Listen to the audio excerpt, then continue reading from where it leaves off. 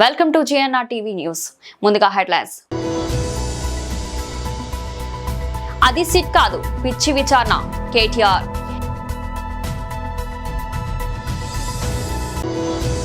BJP జాతీయ అధ్యక్షుడిగా కొత్తగా ఎన్నికైన నితిన్ నబీన్ బాధ్యతలు స్వీకరించిన సందర్భంగా రాష్ట్ర కార్యాలయంలో వేడుకలు.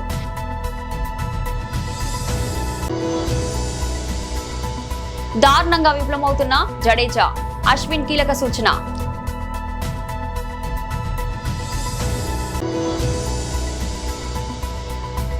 బలవంతంగా ట్రాఫిక్ చలాన్లు వసూలు చేయవద్దు, హైకోర్టు కీలక ఆదేశాలు. తెలంగాణలోని రేవంత్ రెడ్డి ప్రభుత్వంపై బీఆర్ఎస్ వర్కింగ్ ప్రెసిడెంట్ కేటీఆర్ తీవ్ర స్థాయిలో విరుచుకుపడ్డారు. ఫోన్ ట్యాపింగ్ కేసులో మాజీ మంత్రి హరీష్ రావును సిట్ విచారించడాన్ని ఆయన తప్పుపట్టారు. ఇది సిట్ విచారణ కాదని, పిచ్చి విచారణ అని తెలంగాణ భవన్లో మీడియాతో మాట్లాడుతూ వ్యాఖ్యానించారు. న్యాయం కోసం హైకోర్టు నుంచి సుప్రీంకోర్టు వరకైనా వెళ్తామని స్పష్టం చేశారు. కాంగ్రెస్ ప్రభుత్వం మోసపూరిత హామీలిచ్చి అధికారంలోకి వచ్చిందని కేటీఆర్ విమర్శించారు. ఇచ్చిన హామీలను నిలబెట్టుకోలేక ప్రశ్నించిన వారిపై కేసులు పెడుతోందని ఆరోపించారు. సింగరేణి టెండర్ల కుంభకోణంలో అసలు సూత్రధారి ముఖ్యమంత్రి బావమర్ది సృజన్ రెడ్డేనని సంచలన ఆరోపణలు చేశారు. ఈ వ్యవహారంపై సిట్టింగ్ జడ్జితో విచారణ జరిపించాలని ఆయన డిమాండ్ చేశారు. చట్టాలు, న్యాయ వ్యవస్థ, రాజ్యాంగం వీటి మీద గౌరవం ఉన్న ఒక పౌరుడిగా, ఒక నిబద్ధత కలిగిన నాయకుడిగా రాత్రికి రాత్రి వాళ్ళ పొద్దున నిజానికి ఆయన కార్యక్రమాలు ఉన్నాయి సిద్దిపేటలో, అవన్నీ రద్దు చేసుకొని ఈరోజు రాత్రికి రాత్రి హుటాహుటిన బయలుదేరి వచ్చి దాదాపు రాత్రి 12 గంటలకు హైదరాబాద్ చేరుకొని వాళ్ళ పొద్దున ఉదయమే మళ్ళీ తిరిగి విచారణకు హాజరైనారు. కానీ ఈ విచారణ చూస్తూ ఉంటే ఈ గవర్నమెంటు, ముఖ్యంగా కాంగ్రెస్ పార్టీ యొక్క వైఖరి చూస్తుంటే, గతంలో చెప్తారు తాను చెడ్డ కోతి వనమంతా జరిపిందంట. అట్లాగా రేవంత్ రెడ్డి గారు ఆయన గతంలో దరిద్రపు కొట్టు పనులు చేసిండు కాబట్టి, దొంగ పనులు చేసి దొరికిపోయిండు కాబట్టి, డబ్బు సంచులతో దొరికిన దొంగ కాబట్టి అందరూ కూడా అదే బుద్ధులు ఉంటాయి అనుకునే ఒక పద్ధతుల్లో ఆయన వ్యవహారం కనబడతా ఉంది. ఆయన కంటిన బురద అందరికి అంటాలని చెప్పి ఆయన పాపం తాపత్రయపడుతున్నాడు, తహతహలాడుతూ ఉన్నాడు. ఒకటి రేవంత్ రెడ్డి గారికి చెప్తా ఉన్నా, ఇలా జరుగుతున్నది మీకు కూడా చెప్తా ఉన్నా, సిట్టు విచారణ కాదు, ఇది చిట్టి విచారణ. చిట్టినాయుడు గారు నడిపిస్తున్న ఒక పనికిమాలిన విచారణ తప్ప, ఓ లొట్టపీసు కేసులో ఇంకో పనికిమాలిన చిట్టి విచారణ తప్ప సిట్టు లేదు, తిట్టు లేదు, ఆడ ఏమి లేదు. 2 ఏళ్ల నుంచి బోగస్ కథనాలు, ముఖ్యమంత్రి కార్యాలయంలో వడ్డించి వార్చే పనికిమాలిన స్టోరీలు, ఒక్కటి కూడా రాష్ట్ర ప్రజలకు పనికొచ్చే కథనం లేదు. పనికిమాలిన స్టోరీలతో 2 ఏళ్ళు టైంపాస్ చేస్తూ ఉన్నాడు. నేను అడుగుతా ఉన్నా ఆయనని, రేవంత్ రెడ్డిని, 1 కాదు 2 కాదు, ఇంకో 1000 వేసుకో, నీ సిట్టులు చిట్టీలు ఇంకో 1000 వేసుకో,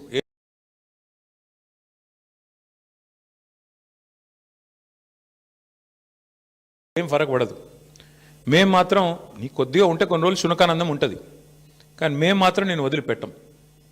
బీఆర్ఎస్ ఇవాళ తెలంగాణ ప్రజల గొంతుక, ప్రధాన ప్రతిపక్ష పార్టీ. మీరు ఎన్నికల్లో ఆనాడు మమ్మల్ని ఓడించడానికి అడ్డమైన మాటలు చెప్పి, అడ్డగోలు హామీలు ఇచ్చి, అందమైన అబద్ధాలను 6 గ్యారంటీ కార్డుల రూపంలో ప్రచురించి ఆ రోజు ప్రజలను ఏదైతే బురిడి కొట్టించినారో, మేము ప్రజల తరపున గట్టిగా మాట్లాడుతున్నాం అన్నదే నీ బాధ. ఇవాళ ఎట్లా ఉన్నదంటే నీ వ్యవహారం, రేవంత్ రెడ్డి గారు, అదృష్టం అందలం ఎక్కిస్తే బుద్ధి మాత్రం ఇంకా బురదలనే ఉన్నది రేవంత్ రెడ్డిది. రాజకీయంగా ఇంకా కూడా ఆయనకు జ్ఞానం రాలే, ముఖ్యమంత్రి అన్న సోయి లేదు. తెల్లారి లేస్తే కేసీఆర్ గారిని తిట్టడం, మా పార్టీ నాయకులను తిట్టడం, పనికిమాలిన బూతులు మాట్లాడడం, పనికిమాలిన పని చేయడం తప్ప. అందుకే అంటున్నా నేను, అదృష్టం అందలం ఎక్కించినా బుద్ధి మాత్రం బురద బుద్ధే రేవంత్ రెడ్డిది. అందుకే ఈ దిక్కుమాలిన పనులు చేస్తూ ఉన్నాడు. 2 సంవత్సరాల నుంచి సాగదీస్తున్నాడు ఫోన్ ట్యాపింగ్. నేను ఇవాళ అడుగుతా ఉన్నా. బీజేపీ జాతీయ అధ్యక్షుడిగా కొత్తగా ఎన్నికైన శ్రీ నితిన్ నబీన్ బాధ్యతలు స్వీకరించిన సందర్భంగా రాష్ట్ర కార్యాలయంలో వేడుకలు నిర్వహించారు.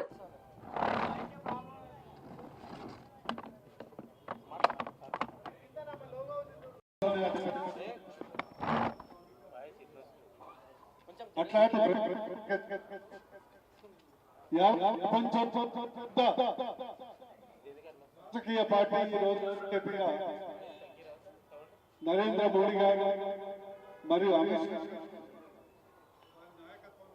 ఎదగటం జరిగింది. ఈరోజు దేశంలో వేలాది కొద్ది రాజకీయ పార్టీలు ఉన్నాయి. కాంగ్రెస్ పార్టీ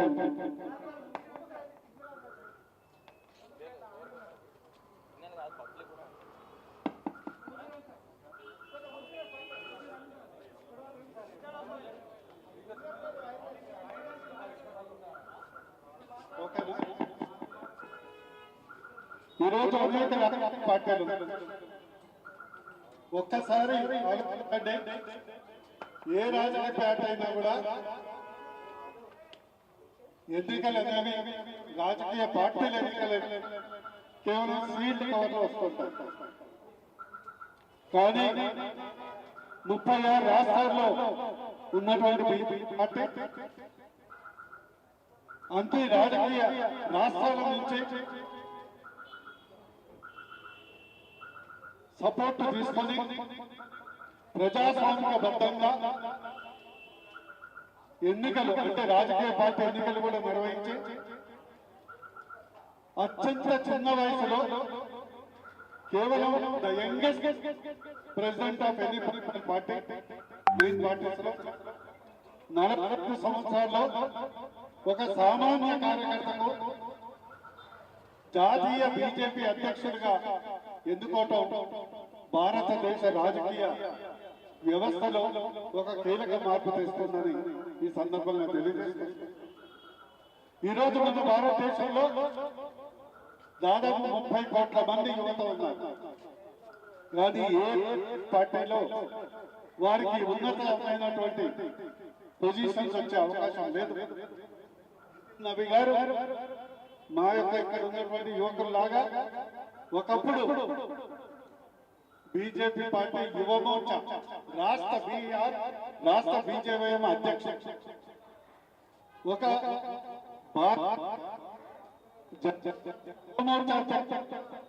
జాతీయ అధ్యక్షుడు అయ్యారు బీజేపీ. ఇంకో అంశం, మోడీ లాంటి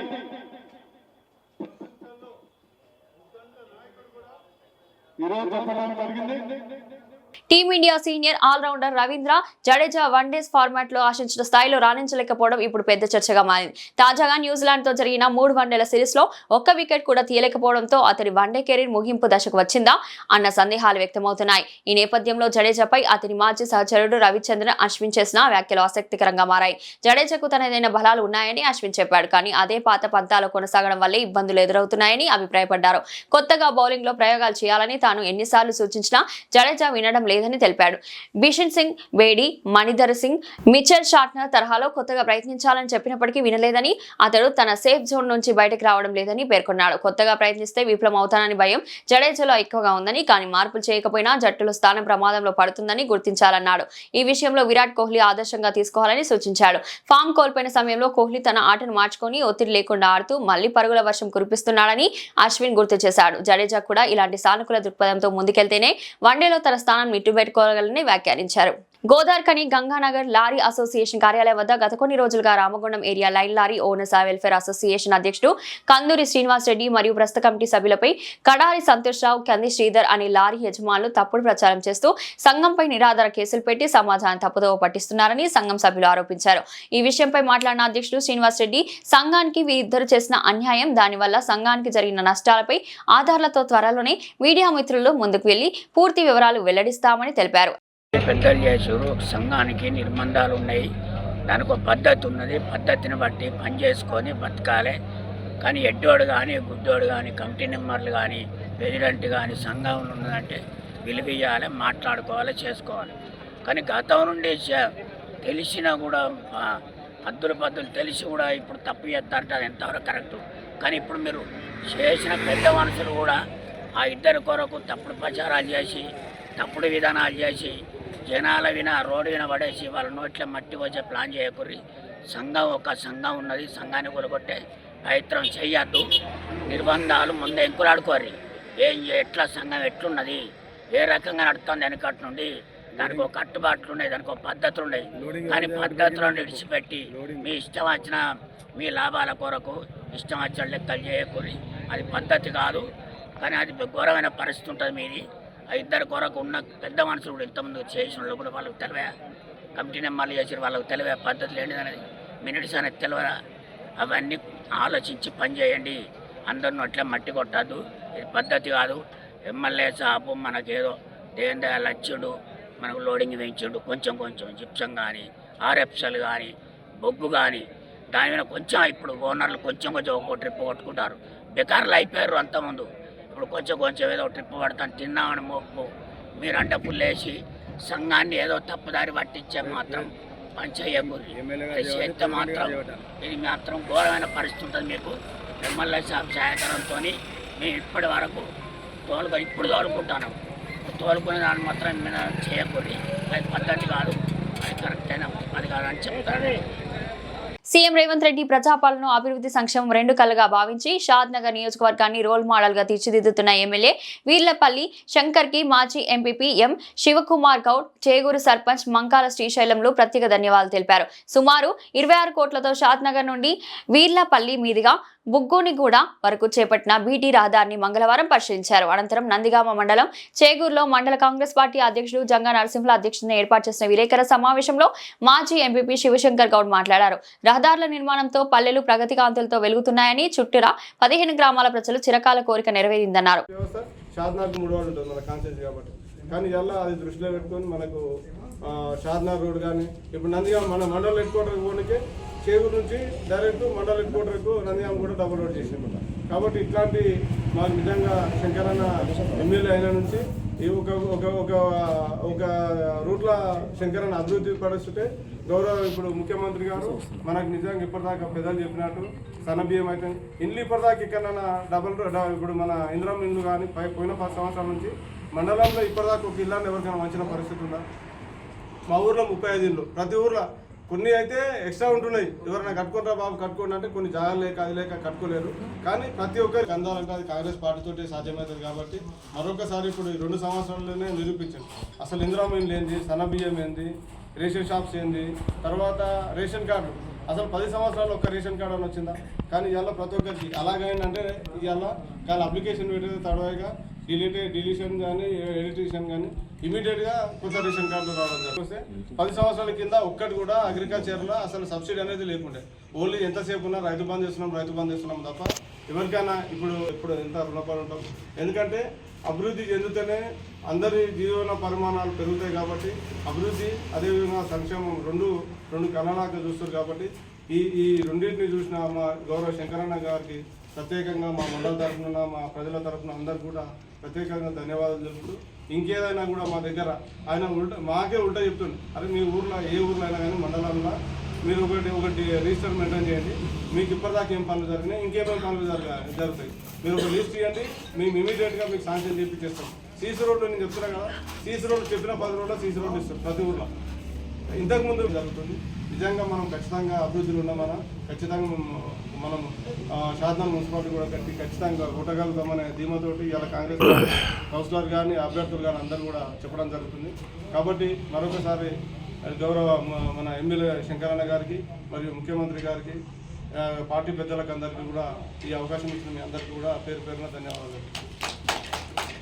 తెలంగాణ రాష్ట్ర ప్రభుత్వం అరికటిక్కులకు గత 2 ఏళ్ల నుండి మోసం చేస్తూనే ఉందని కంటెస్ట్ ఎమ్మెల్యే అశోక్ దాదా ఆరోపించారు. హైదరాబాద్ ముషీరాబాద్ లోని అరికటిక్కుల ర్యాలీ నిర్వహించి సర్పంచ్ ఎన్నికల్లో గెలిచిన సర్పంచ్ ఉప సర్పంచ్లకు బాగులింగంపల్లి సుందరయ్య విజ్ఞాన కేంద్రంలో సన్మానం చేశారు. ఈ కార్యక్రమానికి ముఖ్య అతిథిగా కోదండరాం రెడ్డి విచ్చేసి సంఘీభావం తెలిపారు. ఈ సందర్భంగా అశోక్ దాదా మాట్లాడుతూ రాష్ట్ర ప్రభుత్వం అరికటిక్కులకు మాట ఇవ్వడమే తప్ప ఇప్పటి వరకు నెరవేర్చడం లేదని ఆవేదన వ్యక్తం చేశారు.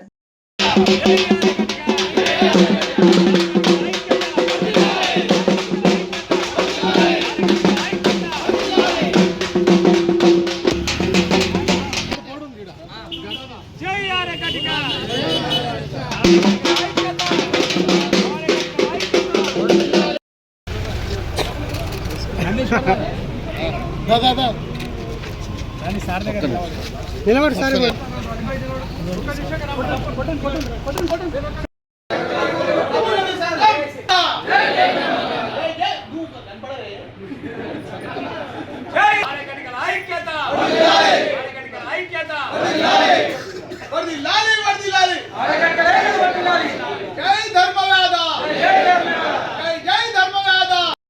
హైదరాబాద్ నుంచి నిజామాబాద్ పోయే వరకు 5 గంటల ప్రయాణం.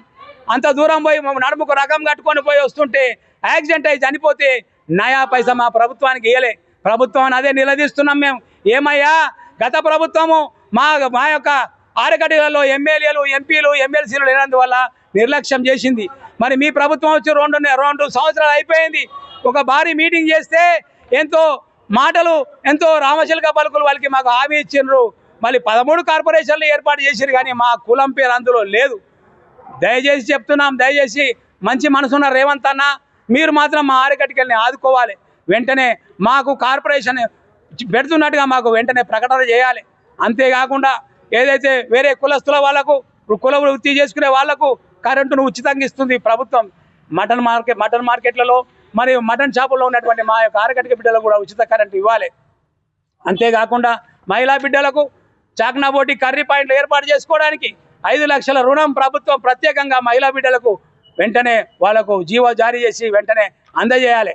అంతేకాకుండా మేమేదైతే ప్రత్యేక కార్పొరేషను బీసీ నుంచి బీసీ హోదానే కాకుండా గత ప్రభుత్వం మాకు వైన్ స్టాండర్లలో రిజర్వేషన్ ఇస్తానని చెప్పి మోసం చేసింది.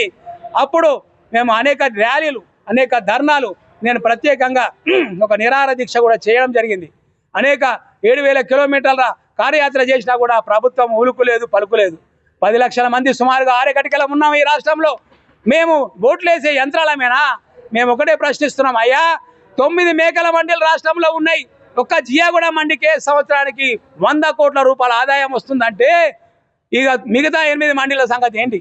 అంటే 100 కోట్ల ఆదాయం ప్రభుత్వానికి మేము ఇస్తున్నా, మా దగ్గర ఎమ్మెల్యే లేడు, ప్రశ్నించే గతి లేడని చెప్పి మమ్మల్ని చిన్నచూపు చూస్తున్నారు.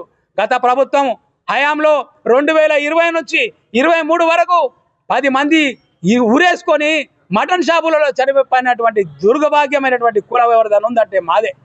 కాబట్టి ఇప్పటికైనా ఈ ప్రభుత్వం వెంటనే స్పందించి మా ఆరకటిక బిడ్డలకు వెంటనే కార్పొరేషన్ ప్రత్యేకమైన 500 కోట్లతో ఏర్పాటు చేయాలి.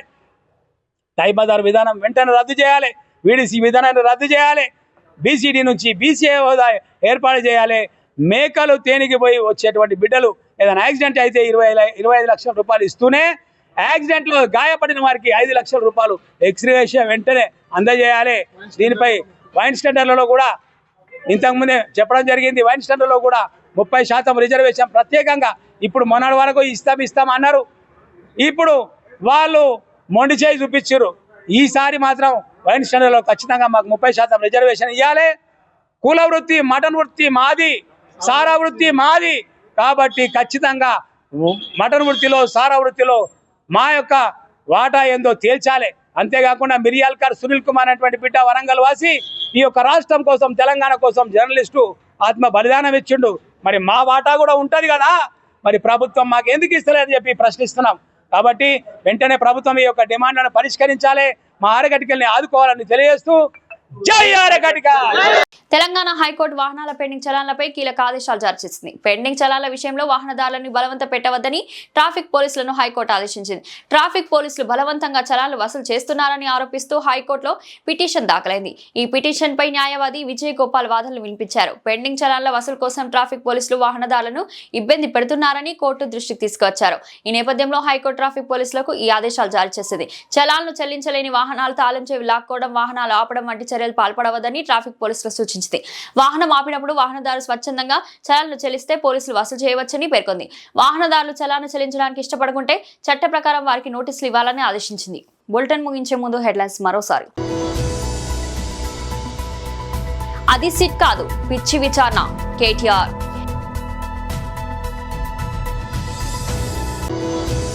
బీజేపీ జాతీయ అధ్యక్షుడిగా కొత్తగా ఎన్నికైన నితిన్ నబీన్ బాధ్యతలు స్వీకరించిన సందర్భంగా రాష్ట్ర కార్యాలయంలో వేడుకలు.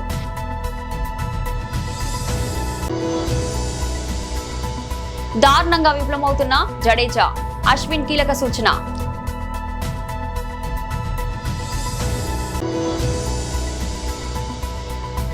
బలవంతంగా ట్రాఫిక్ చలాన్లు వసూలు చేయవద్దు, హైకోర్టు కీలక ఆదేశాలు.